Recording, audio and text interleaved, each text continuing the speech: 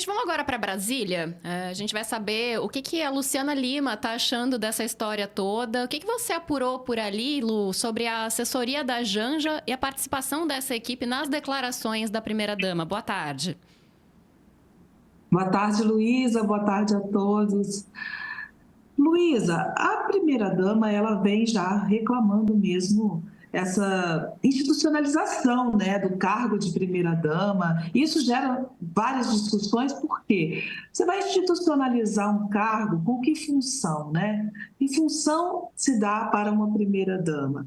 É a função que ela tem mais afinidade, mas aí você vai estruturar um cargo que vai servir depois para um presidente que não é casado, ou mesmo uma presidente mulher, né, que não é casada, como já foi o caso da presidente Dilma Rousseff. Então, quer dizer, a gente vai partir da premissa de que a função de primeira-dama tem que ser exercida dessa forma, de uma forma que caiba a Janja, mas depois como é que vai caber para outro, né? Então, essa discussão, ela acaba gerando algumas camadas, ou seja, você vai... Outra premissa que tem nesse caso também, né? Você vai colocar uma função de primeira-dama, que, na verdade, é só para criar o cargo e, na verdade, ela não é necessária para o funcionamento do Estado. Então, de que a gente está falando, né? Agora, o que eu apurei lá no Planalto? É difícil saber quantas pessoas no Planalto hoje trabalham somente para a primeira-ministra Janja, porque os assessores não querem falar. Eu tentei apurar hoje de manhã com várias pessoas. Fato é, pelo menos 3 pessoas, elas são exclusivas para o trabalho ali da primeira-dama, que é a assessora de imprensa, né, que ela é uma pessoa somente para cuidar da primeira-dama. Tem uma pessoa também que faz as redes sociais da primeira-dama Janja, tem uma secretária, e assim, o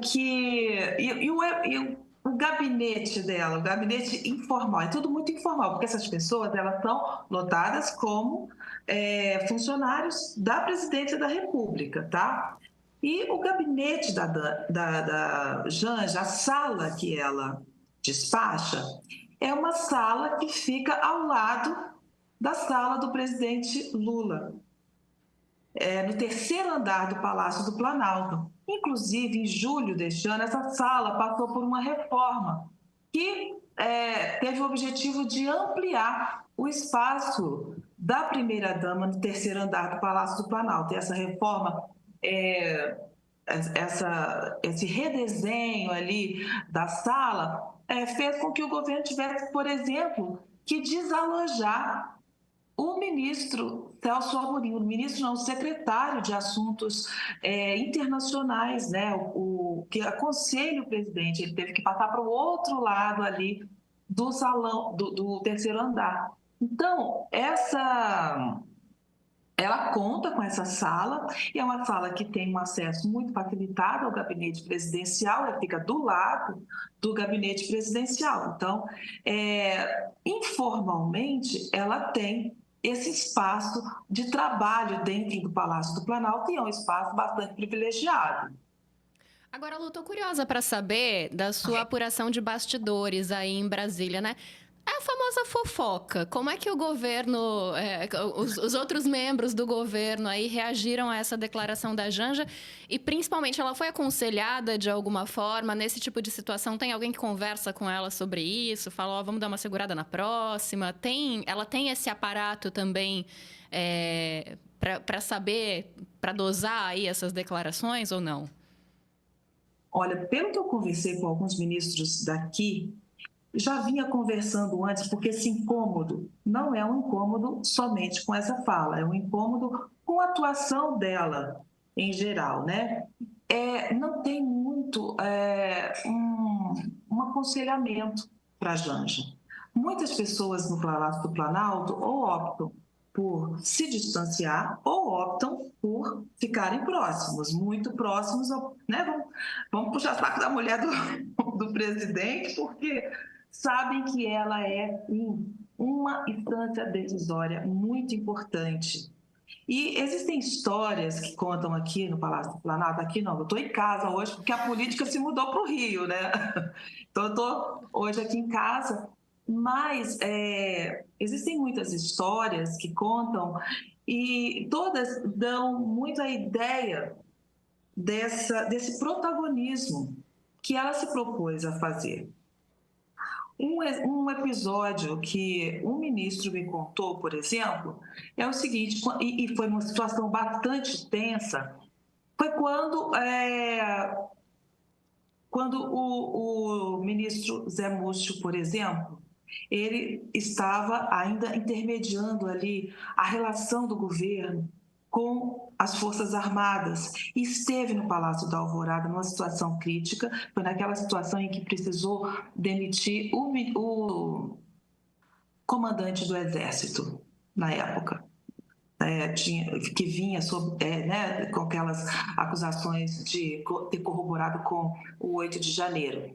Ele chegou no Palácio da Alvorada, segundo esse ministro, tentou falar com o presidente, eu quero falar com o presidente, ela disse que naquele momento o Lula não poderia atender. Ele falou assim, olha, então, se ele não me atender, ele vai ter que arrumar um comandante do Exército e vai ter que arrumar também um outro ministro.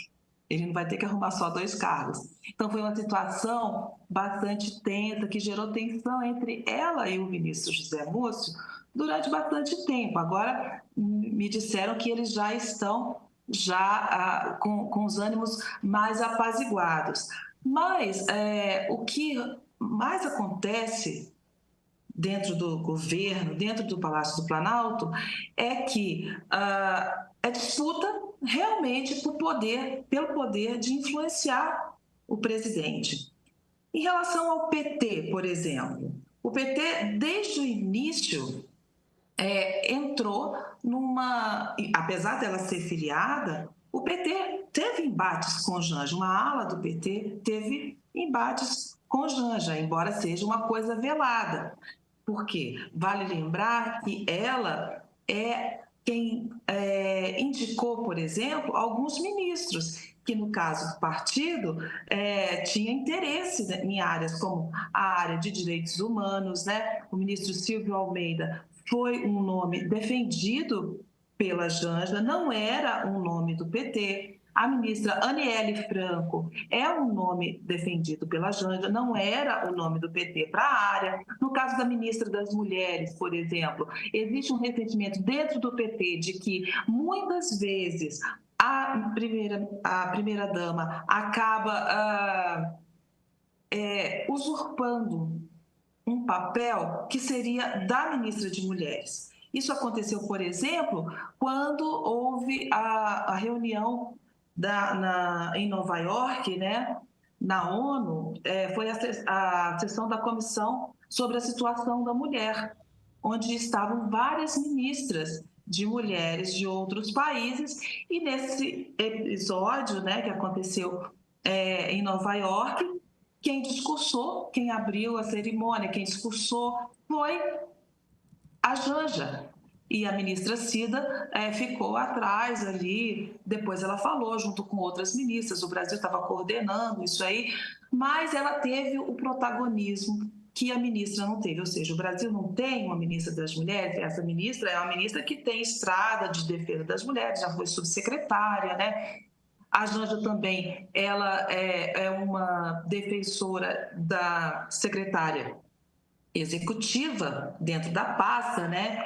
Que é a Maria Helena Guarese. A Maria Helena Guarese é ex-chefe da Janja em Itaipu, né?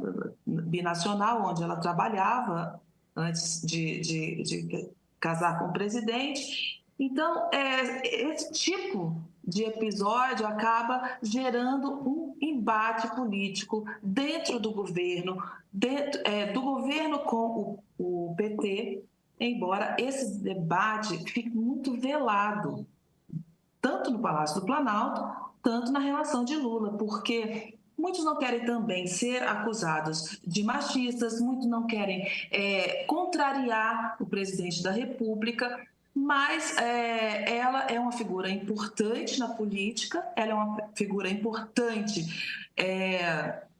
de aconselhamento para o presidente Lula, mas acaba gerando, então, essa disputa por espaço. Tá certo. Lu, muito obrigada pela apuração, pela participação aqui no Central Meio. Qualquer coisa você volta, tá bom? Eu queria, Beleza. antes de... Tchau, Lu. Valeu. Falou! Antes de passar para a Flávia e convidar o Washington aqui, eu queria só trazer um último... Dois comentários que eu achei, uma troca que eu achei interessante. Primeiro veio a Albanice Nunes Alves, e ela está se questionando da gente, tá, Luísa? Sério que vocês dedicaram um programa a isso? Ok, não foi legal, vida que segue, e Musk nunca precisou ser atingido para querer tripudiar em cima do Brasil. Agora, se ele sacanear, a culpa é da Janja, ao que a Adriana respondeu. A Albanice não é sobre Musk, é sobre a consequência, por exemplo, a China não quer vê-la por perto. E a gente já vai falar sobre G20, e após o G20 vai haver um encontro bilateral entre o presidente Xi da China e o presidente Lula, lá em Brasília. Sabe, o governo chinês fechou um hotel do lado do Palácio Alvorada. E um dos motivos pelos quais eles fecham o hotel é o seguinte: não é só uma questão de luxo e segurança. Segurança no sentido de segurança física, que eles podem fazer um cordão de isolamento e tal.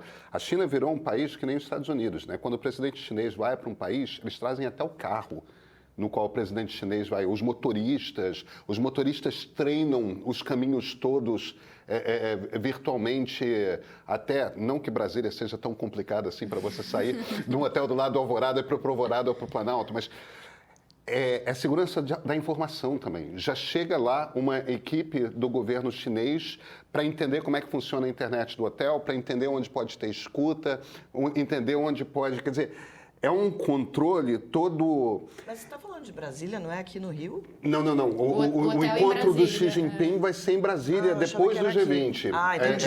Existe o G20... Não, porque eles mandaram também fechar janelas do hotel aqui no Rio. Isso. Eu já ia te dizer para dirigir aqui no Rio, é bom o motorista chegar um mês antes mesmo e entender. E o ponto principal que eu estou fazendo aqui é o seguinte: os chineses são muito preocupados com forma. Então, é aquela coisa de todos os encontros conjuntos, eles querem ter certeza de que não vai ter surpresa, de que ninguém vai improvisar, de que... Então, a primeira coisa que os chineses falaram é: a gente não quer a Janja perto. A gente não quer a Janja perto. E quando a gente não está falando de americano, não. Aqueles americanos, os Yankees, os imperialistas do norte. Não. Estamos falando dos companheiros, dos camaradas vermelhos do Oriente, entendeu? Absolutamente vermelhos, vermelhinho. Eles não querem a Janja perto, por quê? Porque eles não querem improviso, porque eles não querem que, de repente, ela decida falar mal dos Estados Unidos com o presidente chinês do lado, entendeu? Porque não querem que fale mal do Trump com o presidente chinês do lado, porque não querem... Sabem que vai dar problema se ela estiver perto. Então, a turma que gosta de defender a Janja, que acha que tem um exagero, que acha que... Está na hora de cair a ficha de que virou um problema diplomático, entendeu? Ela no meio é risco para a diplomacia brasileira. É percebida como um potencial de embaraço para outros chefes de Estado. Então, quando você tem países como a China se virando e falando: tudo bem, a gente vai fazer a reunião, eu não quero a primeira-dama perto, se isso não soa como um alerta no Palácio do Planalto, eu não sei o que vai soar. Eu acho que a Lu fez umas considerações importantes, né, de como é que você cria esse cargo, exatamente o que esse cargo prevê de atuação, o que pode, o que não pode fazer, porque é isso, para frente você vai ter uma mulher presidente, aí o primeiro damo vai fazer o quê exatamente, né? Primeiro cavalheiro, né? Primeiro damo. Porque é uma coisa que nem a gente nunca viu. Nunca tivemos. Teria nos Estados Unidos agora se a Kamala Harris fosse eleita. Aqui no Brasil, antes se a Dilma fosse casada também. Mas... Pois então, mas realmente é uma discussão que teria que ter... Como é que esse cargo seria?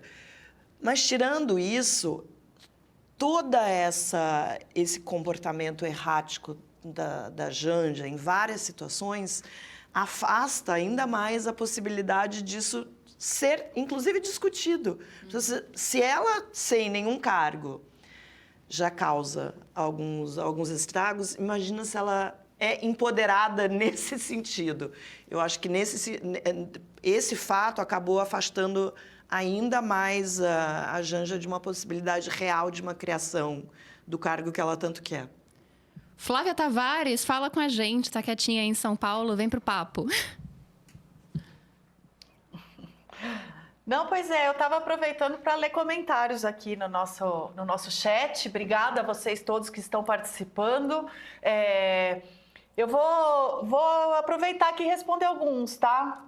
Um deles, o primeiro que me toca, que me acusou de passar pano para a Janja, só porque eu falei que eu estava medindo as minhas palavras. Rafael, tudo bem? Bem-vindo. Eu não estava medindo as minhas palavras porque a Janja não. E eu tenho provas, viu? Tenho provas, não apenas convicções. Se você procurar aí a minha coluna Cá Entre Nós, que eu não ando fazendo porque eu ando me dedicando aqui ao Central, mas eu fiz uma vez sobre a Michelle. E eu medi muito minhas palavras sobre a Michelle também, porque eu acho que a gente tem que tomar cuidado para analisar o papel de uma primeira-dama sem preconceito. Então, o meu cuidado com as minhas palavras tinha a ver com isso, da gente evitar preconceitos, da gente achar que a primeira-dama tem que ter uma posição de submissão ou de sujeição ou de se esconder do jogo político. E eu não acho que esse seja o caso e não acho, inclusive, que esse seja o caso para Michelle Bolsonaro. Eu fiz uma coluna quando ela estava coordenando o programa, um evento grande do PL, logo que ela assumiu o PL Mulher. E a minha crítica, na verdade, àquele evento foi quando eu percebi que era um evento do PL Mulher para consagrar Michelle Bolsonaro e só homens falavam, não deixavam ela falar. Então ela falou só nos últimos minutos da programação. Então, justamente o meu apontamento naquela época foi nesse sentido. E no caso da Janja, a minha medição de palavras é nessa linha também. Porque eu, como uma mulher que cobre política há 15 anos, sou jornalista de política já há perto de 15 anos, eu me ressinto de ver poucas mulheres ativas, com voz empoderadas e tendo influência e tal. Por isso que eu estava medindo minhas palavras, não é porque é a Janja, não. Agora, nisso eu até discordo da Marilis, viu, Marilis? Eu não sei se a imprensa é tão... protege tanto a Janja assim, não. Eu acho que desde que ela assumiu, justamente por ela ser essa figura muito expansiva e sempre procurando o protagonismo, eu não acho que a imprensa pegue tão leve com ela, não. Tanto que no fim de semana bateu-se muito, e mesmo antes, em outras viagens, e já no Janja Palusa, enfim. Mas ela também não se ajuda, né? Porque a resposta que ela deu para a menina que chamou o Janja Palusa de Janja Palusa também foi super, né, delicada, indelicada e tudo mais.